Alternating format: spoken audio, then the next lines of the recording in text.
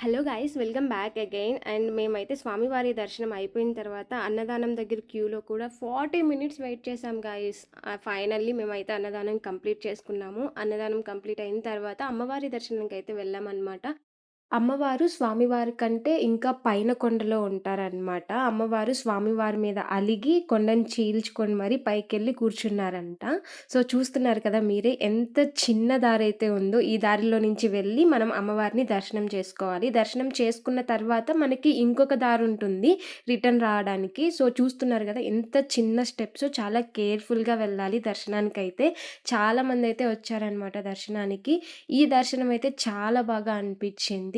పర్టిక్యులర్‌గా ఈరోజైతే చాలా మంచి రోజు. అండ్ అలాగే మా సైడు నరవాడ తిరునాళ్ళు గూడా జరుగుతుంది. ఆ తిరునాళ్ళకి వచ్చిన వాళ్ళు కూడా చాలామంది దర్శనానికైతే వచ్చారనమాట. చూస్తున్నారు కదా కొండ పైనుంచి వ్యూ ఎలా ఉందో. ఇంక మా దర్శనం అయితే అయిపోయిన తర్వాత రిటర్న్ అయ్యాం. Thanks for watching the video.